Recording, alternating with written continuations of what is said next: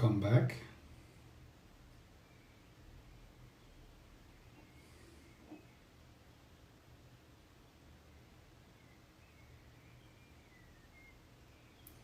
And in our first meditation, I would like to return to the first of the three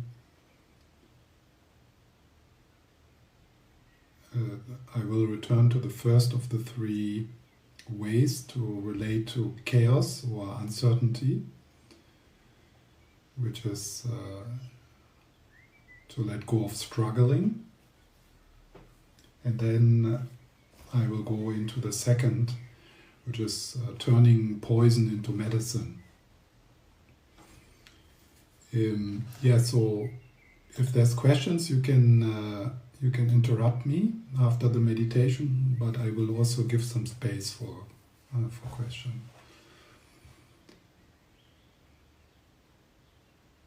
So letting go of the struggle, finding a yes. And in her commentary, Pema Chodron mentions curiosity, and I talked about that a little this morning. And she writes, curiosity involves three things: being gentle, precise, and open. She continues, gentleness is a sense of good-heartedness towards ourselves. So we already talked about how difficult it is sometimes, how difficult it is for us to feel that friendliness, that good-heartedness towards ourselves. But we can try, we can move towards the direction, and we can start by just noticing, just being aware. So initially it helps sometimes to drop the idea of warmth or kindness or good-heartedness, but using a neutral word, like just being aware, just noticing what is happening. Not trying to change your relationship to what you are noticing, just noticing it.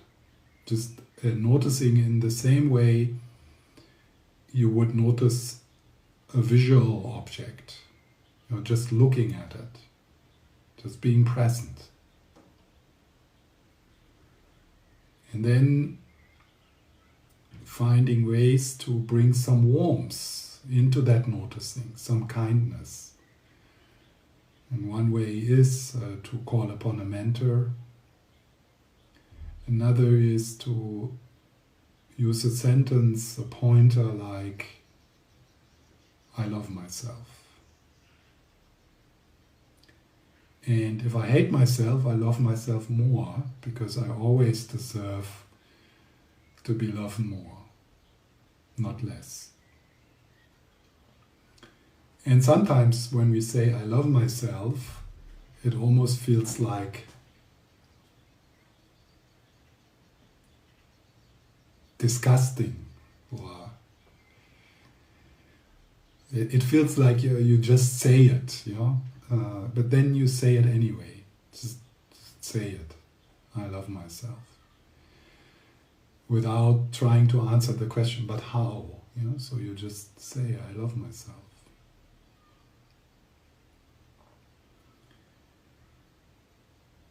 Another sentence from the self-compassion practices of Christine Neff would be, this is a difficult moment for me. So just, not trying to change, not trying to do something with it, not trying to love it, just stating the fact, this is a difficult moment, this is a difficult afternoon, this is a difficult day for me. It is like that, it is difficult for me. And then possibly with a bit of, it's difficult. So in the same way you would confirm to a child the way the boy feels, or the way the girl feels. So not kind of, yeah, and it will pass, and it's empty, and be kind to it, you know. Just so you pick up the child and you express something like through words or through the way of being, yeah, this is really difficult. I can understand that. It's difficult. It is like that. So this is often the most kind start, instead of, yeah, I should accept it, I should love it, I should say yes to this. To just confirm the fact that this is a difficult moment. Or this is how I feel right now. This is really how I feel right now. I feel rotten, I feel overwhelmed, I feel it's too much, I feel I can't handle this. So this is how I feel. And in that moment when you say that, you might notice a bit of a relief. Because before you would try to fix it, you would try to control it, or you would try to deny it, or you would try to feel better. So, this is a difficult moment. This is how I feel. So that is opening the space to maybe some good-heartedness. And the second aspect of this curiosity she calls precision. So precision is the vipassana aspect, the insight meditation aspect. So precision is being able to see clearly.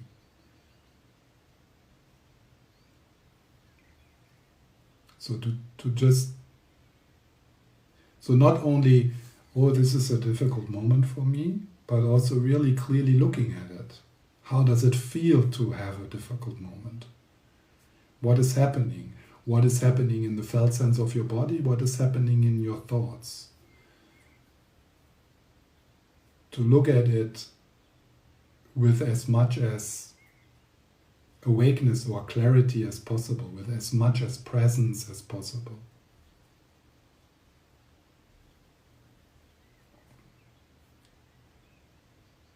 And the third quality is the openness.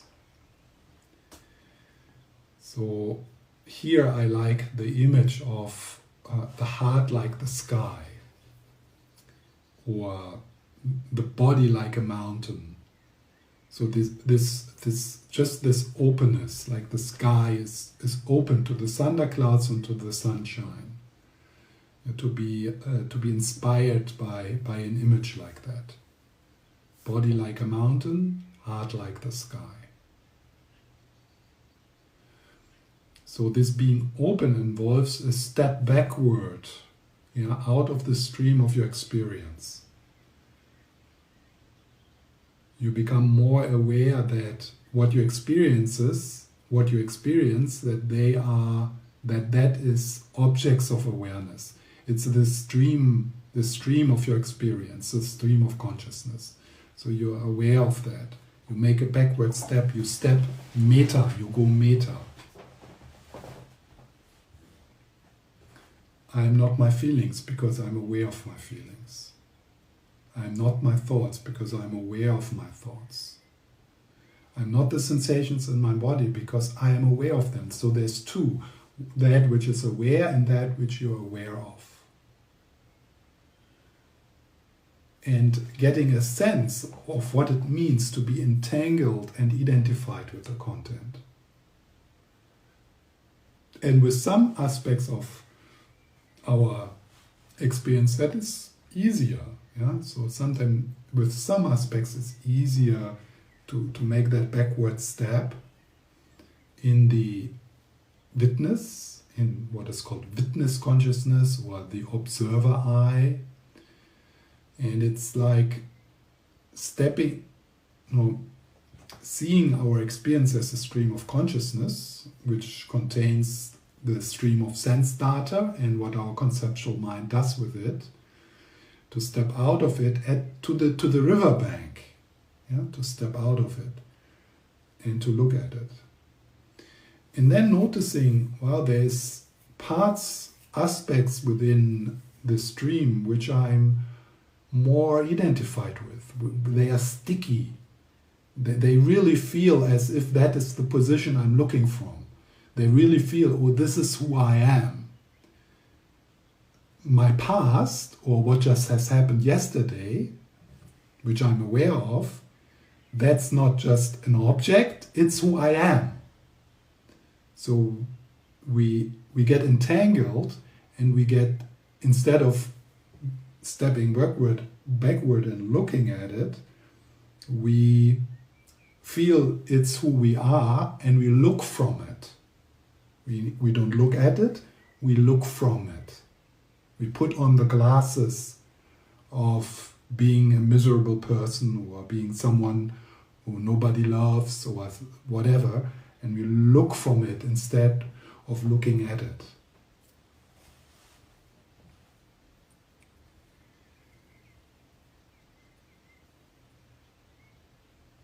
So let's play with these different images and these different instructions. And we are just working with what is present for you now. So we are working what is present in present moment awareness. So you make yourself comfortable.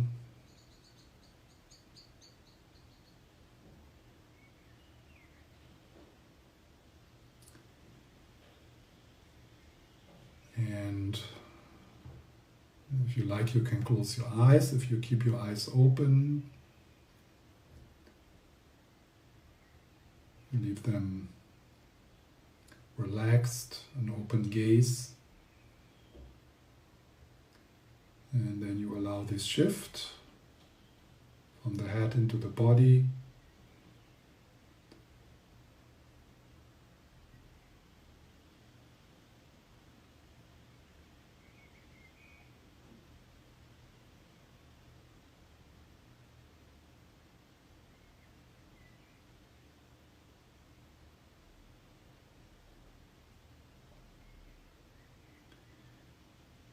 Down into your feet even, and your belly, your hands.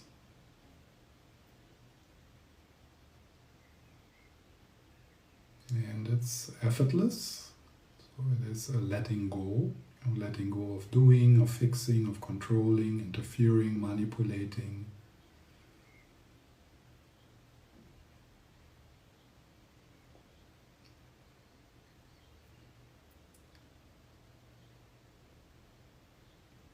Unhooking from thoughts, neither trying to stop them nor indulging in them. You just don't emphasize them so much.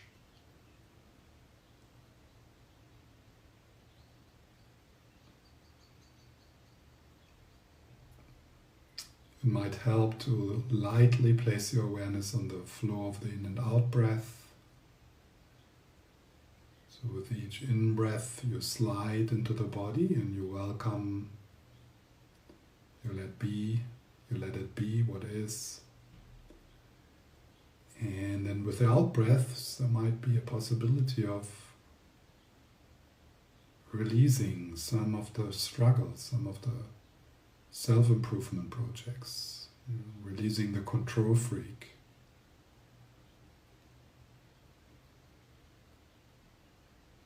So it is like stepping outside into the weather and relaxing into the weather, stopping to complain. Do you know this experience of relaxing into rain, relaxing into the wind?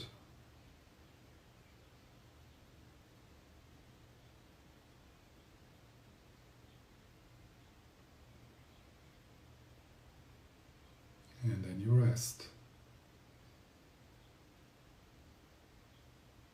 With the body like a mountain and the heart like the sky.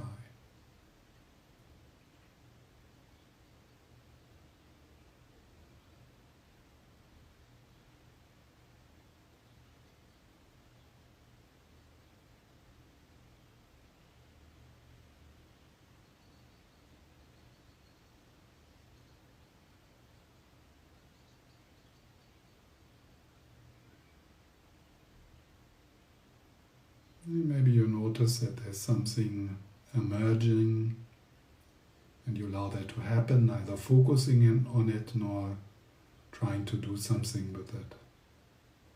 And that might be pleasant or unpleasant. Maybe you're a bit tired this afternoon and you just let it be as best as you can. Could you let it go? Could you just let it be? Could you let the wind be? Could you let the rain be as it is?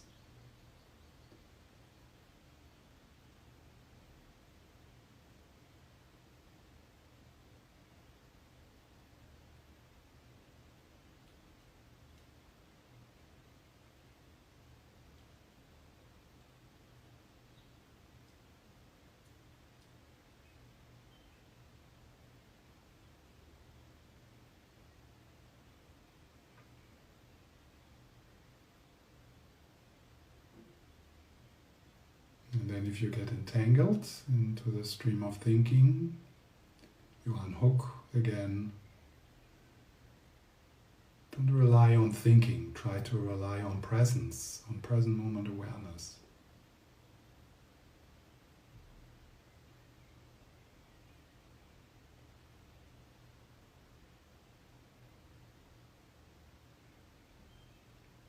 And even if that space is very small right now,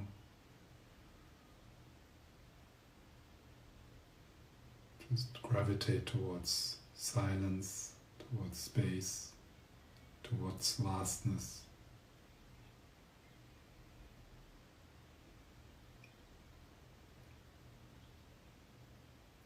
Gravitate towards that which is bigger than you.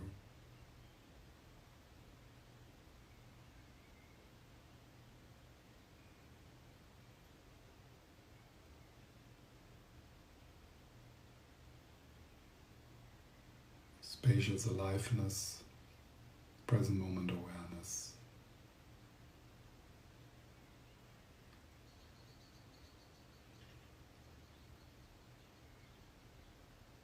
And the past is gone, the future has not happened yet. This is what is, present moment awareness. Everything else is fantasy. Everything else exists just in thoughts.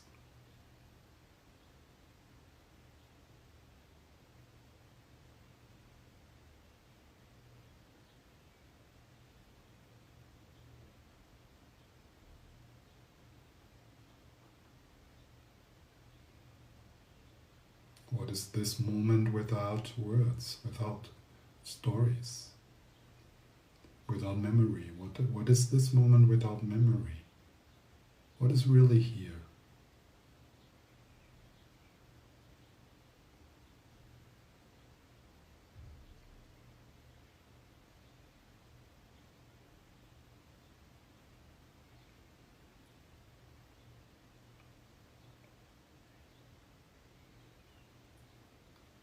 So making the step to the riverbank, into the witness, into the observer. So you just become aware that what you're aware of are the objects of your awareness. That's all. Doesn't matter if it's pleasant or unpleasant, or if it's a thought or a feeling or a sensation or a sound. You make a backward step.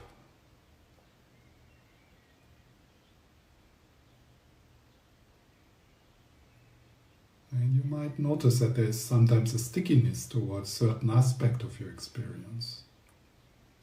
And then again you make a backward step. Maybe you feel a resistance to make the backward step, but that's also an object of awareness.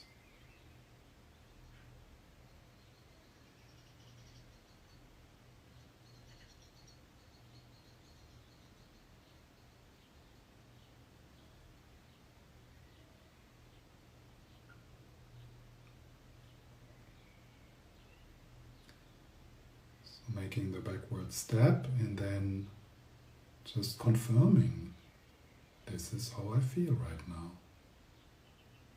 Right now I feel like this, whatever it is. Discomfort, comfort, tiredness, awakeness, softness, hardness. This is how I feel right now. This is how the weather is today. The inner weather. This is how the inner weather is today. And I can see it, I can feel it.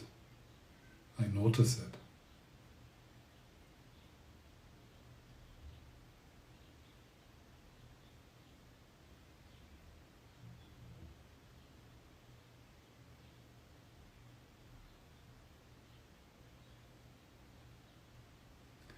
And if you notice that you try to fix or control, or you try to experience something else, you try to get rid of something, just appreciate that movement.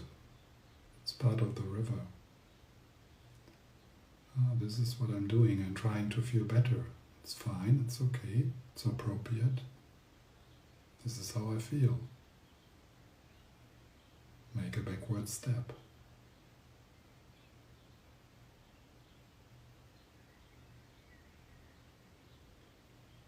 No mental images, like the image of being localized in a body and in a certain place. You make a backward step. It's an object of awareness. Even the sense of I is an object of awareness, and you make a backward step. Your name, fears, memories, hopes, you make a backward step.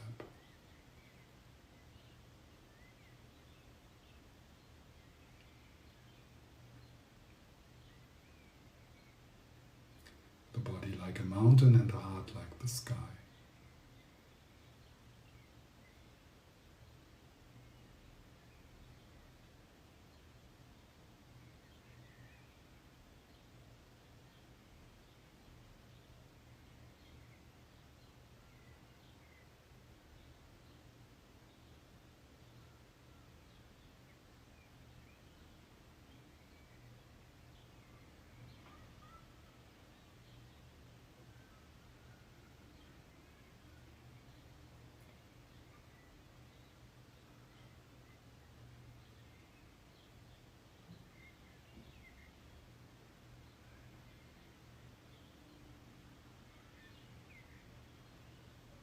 So you are the sky, not the weather.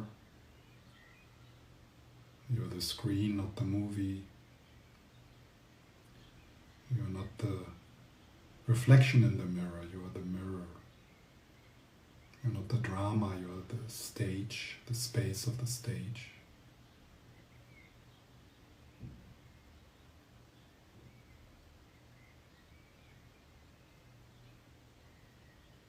You are the space, not that which moves.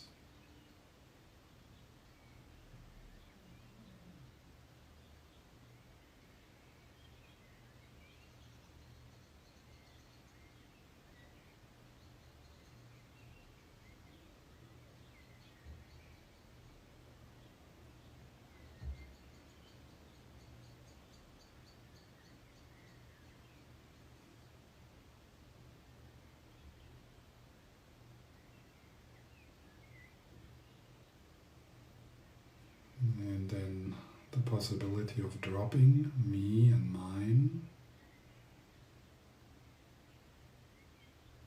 getting a sense that we are making a journey together as a group into the shared human experience.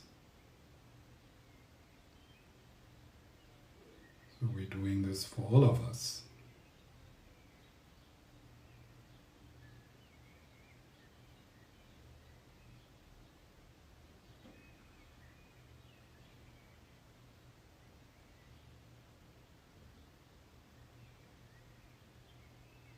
Meeting from heart to heart.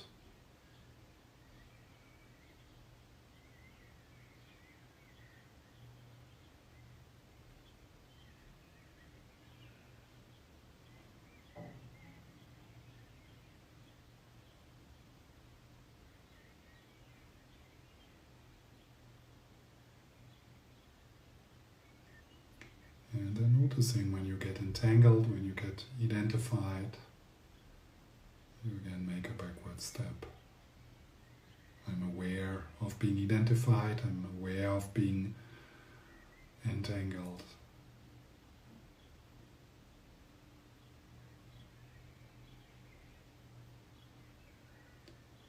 Stepping into the witness, the ever-present witness. And looking from there.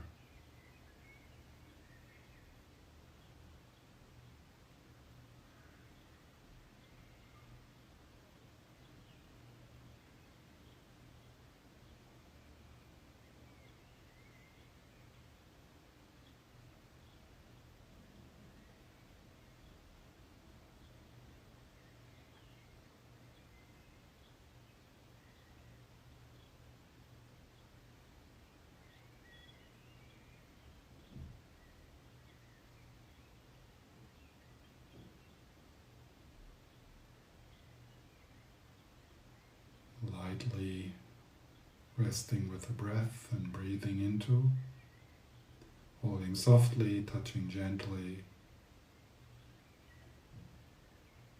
and then with the out breath, giving space, giving relief.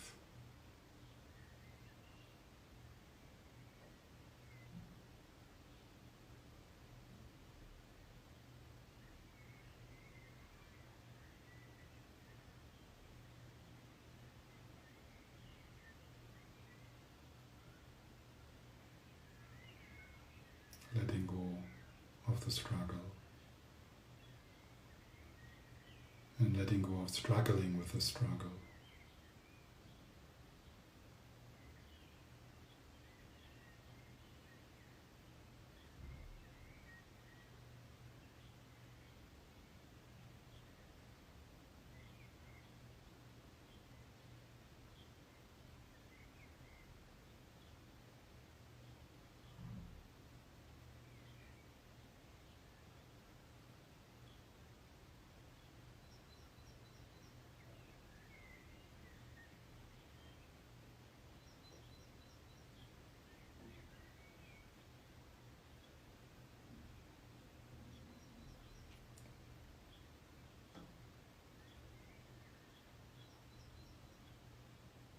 What is here?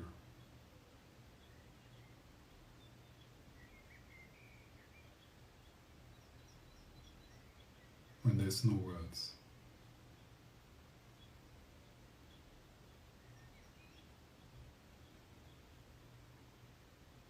No memory.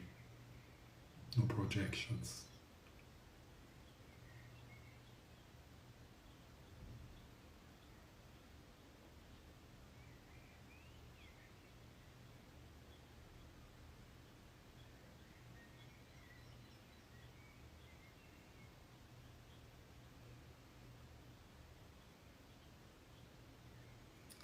Noticing where you're stuck, where you identified,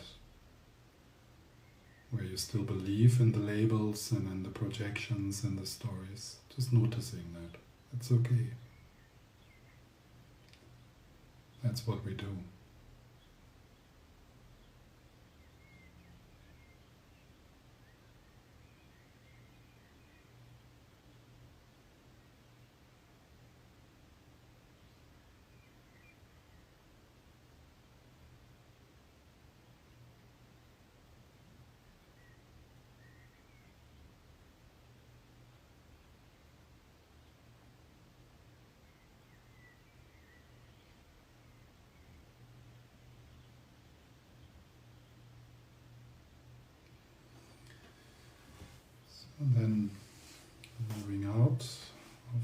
meditation. Maybe you want to change your position or stretch a little. Staying with the aliveness in your body.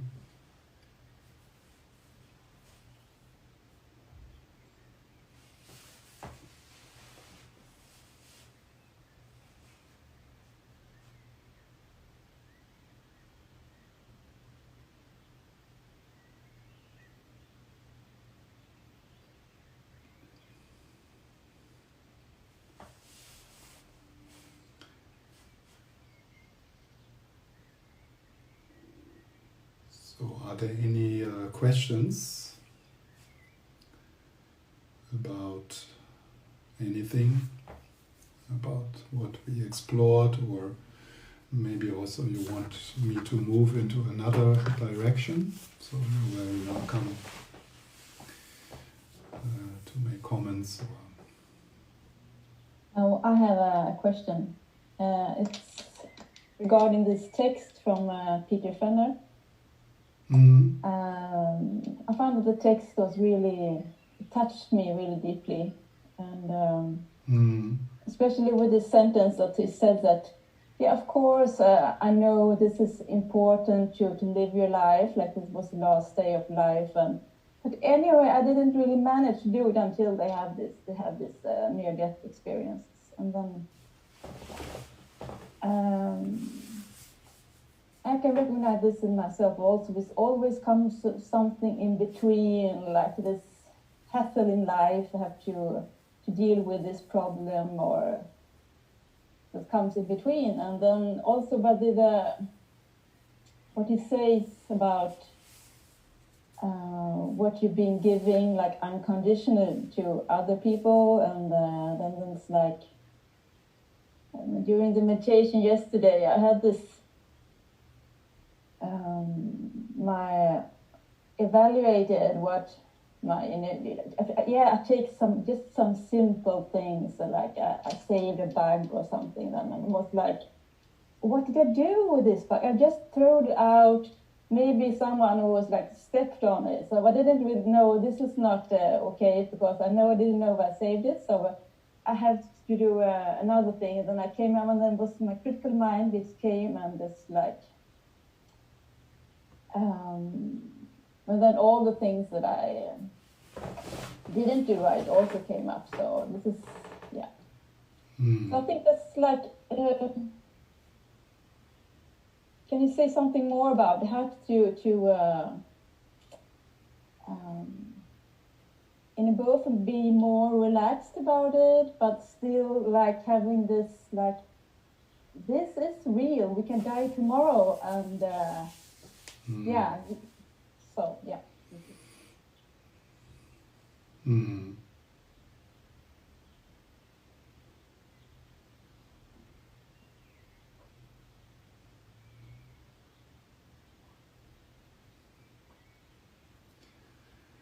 Yeah, this is one of the open-ended questions, which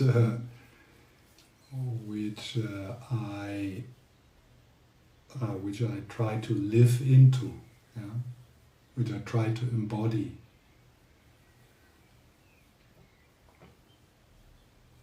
And there's room for expansion.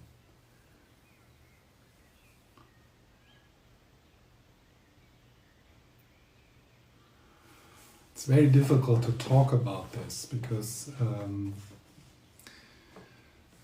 so if I talk about being relaxed in it, in a way taking things not serious because they are empty, so that would be the wisdom part. In a way not giving a shit. Nothing ever happens.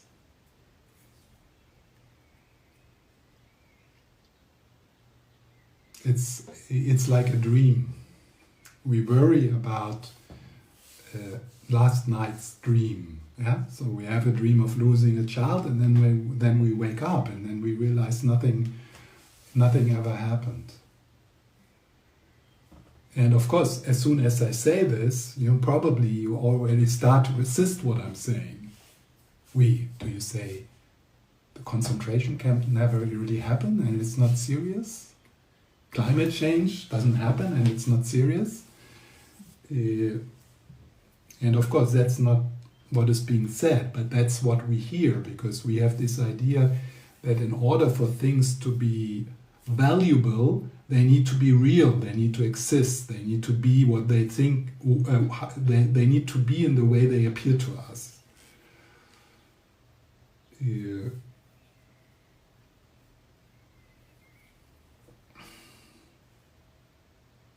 And in that lightness of seeing the emptiness, the interconnectedness of everything, and that actually nothing really matters. Not really. It matters, but not really. Not really. Because all that, that something matters, that we take things serious, that's projections, it's a function of the conceptual mind. So now again, when I say that, of course I already feel, well, now I have to take it back, and tell people I'm not like nihilist, yeah. So it's like I'm at the end of language. So if I talk about the wisdom side, of the lightness, of the humor, of the freedom, of not having a gender, of not having an idea how things should be, then it's very easy then that is heard as, okay, then nothing matters and nothing makes a difference.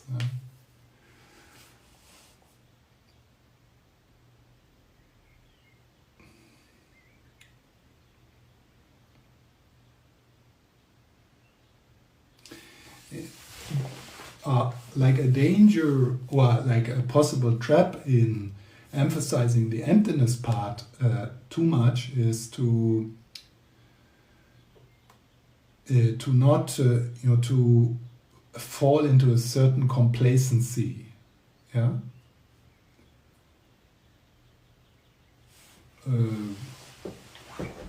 Like not just not doing anything about stuff.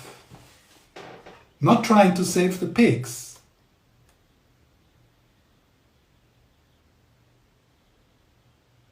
So that's like, and I mean I can just talk about the question basically. So it's not that I. So it's like to find that, and that's what's called. But that's actually the middle way. That's the profound meaning of the middle way, to find the space between nihilism and what is called eternalism or materialism. So on the one hand, everything is so serious and it's so dangerous, and I need to work, and I'm doing things wrong and criticizing myself and others. So that would be eternalism, materialism, taking things serious and believing that things exist in the way they appear to us. And the other extreme is then nihilism. Yeah, it doesn't matter. It does not exist. There's neither someone here nor is there someone suffering. So in the middle way, when we start to find that, or we gravitate towards that, within that a natural intelligence can emerge. And this natural intelligence, that natural goodness, is not figured out by the rational mind. It's not like, oh, what should I do, and should I, where can I engage myself? It's a spontaneous knowingness in each moment, what to buy, what to say. Should I go left? Should I go right? Where should I invest? Where should I donate money to? What should I eat? Where can I buy things? Yeah? So it's a natural sense, a compass. And then a quiet confidence in you arises. A quiet confidence that it is good enough. But that quiet confidence is not So that quiet confidence also, it also,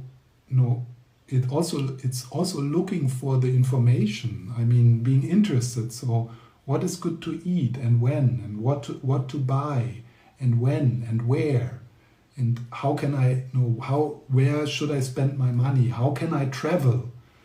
Should I still fly? Yeah. So it's not like that we kind of throw all these resources and acquiring knowledge, that we throw that away because it's empty. Because saying it's empty does not mean it does not exist. It doesn't exist in the way it appears, but still it has effects. So if we eat pig meat or not, that has an effect. It's obvious.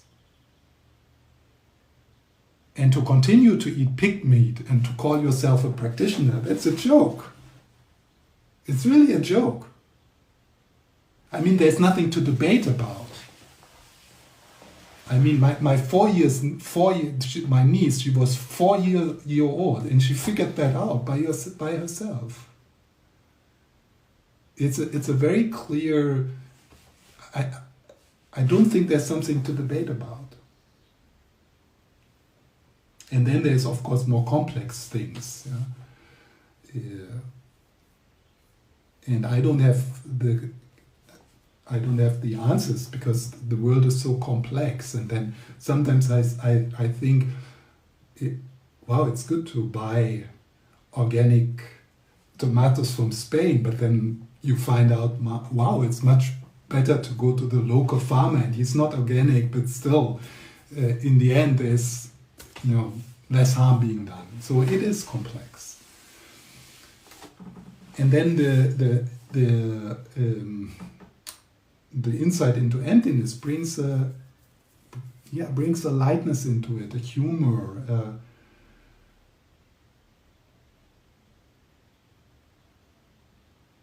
a joy, a curiosity to be on this journey, and having a compass, and never getting there, and doing a lot of mistakes like everyone else. So in the journey, there's a lightness. But that lightness shouldn't lead to, it doesn't make a difference. If I fly, I mean, so many people fly, so it doesn't make a difference if I fly or not.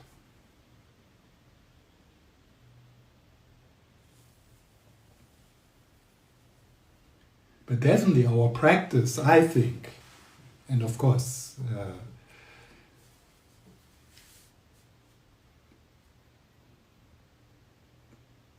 it's a heavy burden to say that, but I think we should walk our talk as best as we can.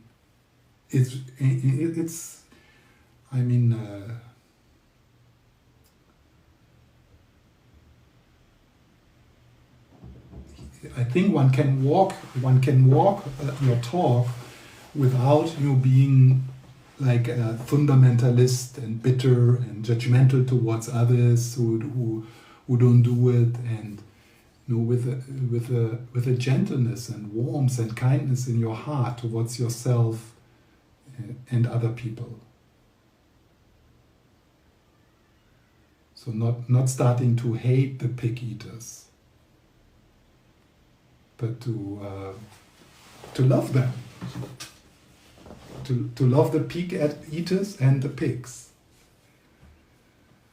And yourself, if sometimes there's only pig meat in a restaurant or something.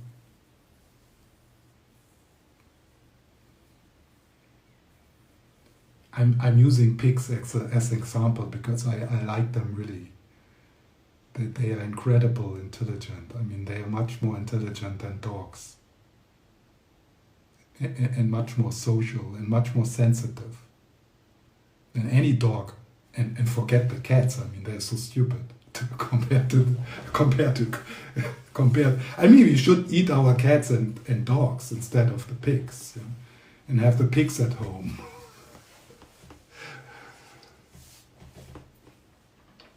You see, when I say serious things like this, and I'm serious about this, you can feel I do it with a lightness. I do it with some humor, with some love. I hope that what people perceive. So that's why there's also a lot of pig eaters coming to my teachings, because they I mean in Denmark, because they feel that I don't judge it. I'm not a vegetarian.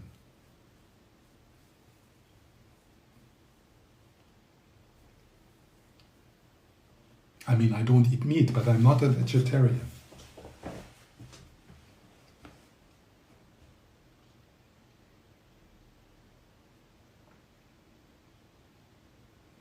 Anything to add, Ulrika? Maybe you have something more helpful to say to this inquiry. No, I think that's yeah. Like I said, I just wanted to bring it up. Yes, and this is what we do. We bring it up, and then exploring this and sharing our struggle with it, and not trying to be perfect, and not expecting like a clear rational answer. So one way for me to connect with that union of compassion and emptiness is to feel into the being of Lama Zopa. And so he would be for me the perfect example of that precise service and a freedom, no agenda, a joy, a lightness, a humor. No, really cracking up when he's about to die, or he had a stroke, but also cracking up when someone is dying. Yeah? So there's a humor in it. But that humor is not, it's really an expression of love. It's a lightness which is an expression of love. And there's intelligence in it, and care. And what can be done, can be done. And so when there's something one can do to help, then you help. Without not burning out. So one has to also give space to some of the wild aspects of oneself. I mean, it's so great, to go to a burger restaurant and have a really big pig burger.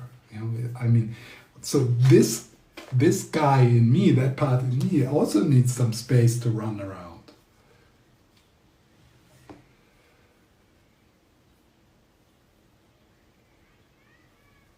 If I suppress him, then he will make troubles in my psyche.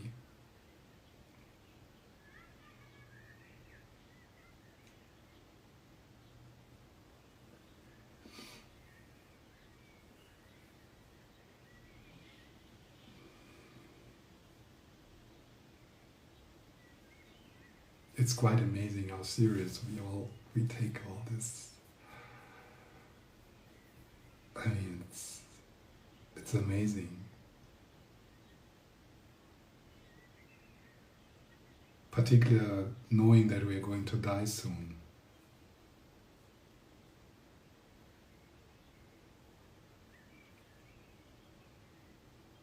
I mean, that's why you're going to take it serious, because you are going to die soon, isn't it?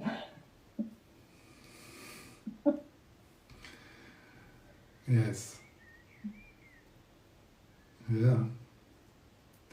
Don't know, there should be another word than serious. Yeah. I know, like serious. Yeah. So on one hand, everything I do, every little movement, every little thought within, which emerges fear matters, because I'm everything. I'm connected with everything. So my moves, my inspirations, my prayers, what I say, the tone of my voice I put out into this universe matters.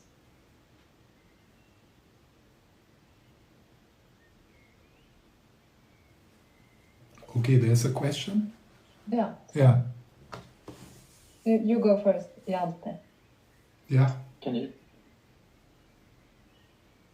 hear me? Yeah. Perfect. Amazing. It's just about this whole, if the last day, and appreciating everything, and treating things with importance, but and also you talked about this devil and not suppressing the one that wants to go eat the pig burger. But I've spent 2 years in the 12 steps and with addiction, and I have this kind of feeling sometimes that if it was my last day, I would just rip it all apart. Like I would use all my money, I would do all the cocaine, I would do everything, I would just literally go crazy. Yeah. And that's my ego, like that's the voice that and I'm actually, and some days my last day would be peaceful, but a lot of days my last day would be completely crazy. How do you not suppress that? Because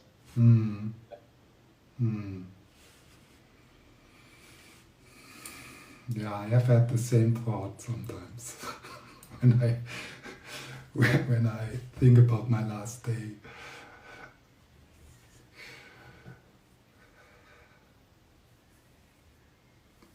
Yeah.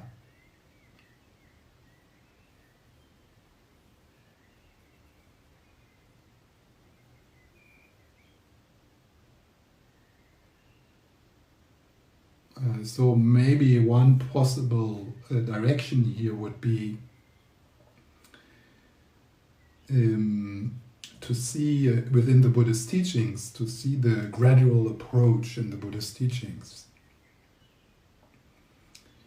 And for example, taking the gradual path to awakening in the Geluk tradition, what is called the Lamrim. And so this practice which we explore right now is not necessarily a practice which we do from the beginning. So in the first scope, or the first level of the Lamrim, there actually the advice is of keeping a respectful distance from what creates trouble. So as so with addiction, that would be to take a respectful step from the environments and from the situations, and kind of it's a practice which is a bit based on discipline and on guidelines, and of course that makes sense.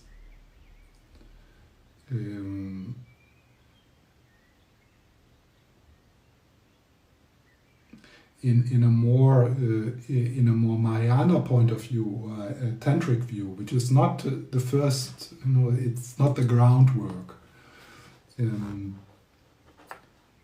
The approach would be different. So, and the idea there is that, let's call it the wildness in us, yeah, like the I give a shit about myself and others wildness. Yeah? So in that force within us, there's a lot of life's energy, and trying to discipline the wild man, that's only a temporary solution. So the tantric path would be to learn to find places where the wild man can show up without creating too much harm. Because when you suppress an aspect of yourself, like the wild man, the wild woman, then that suppression sucks out vitality. And in the tantric approach, all different aspects of ourselves, they have a wisdom aspect, they have something to offer. And to unpack that wild man so that he actually becomes a contribution to where you want to go in your life, that would be the tantric way, and it's dangerous. Yeah, so that's why it's not necessarily a practice which is widely taught, or it is usually taught within the context of a gradual path, of some ethical training, of ethical guidelines, of being able to have some skill of restraining, of refraining, the skill of refraining, allowing impulses to come without needing to follow them.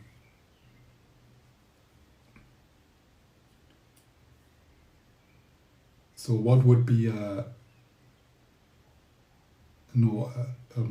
healthy, well, let's say a more healthy way to give some space for your wildness? I think that is a very good question. Where in your life is space for the wild woman in you?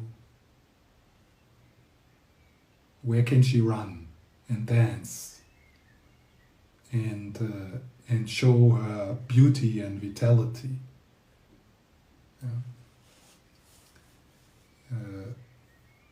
And that's very different for different people.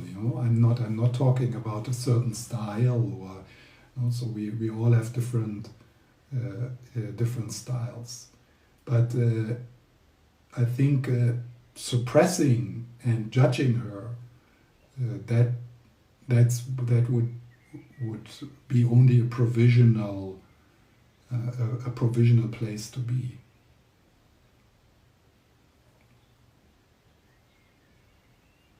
Maybe there is another way to let the wild man ran then with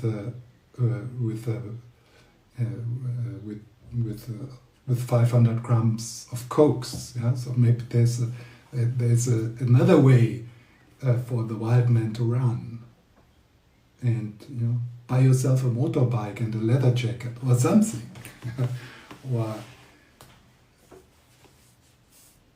dress up. Yeah.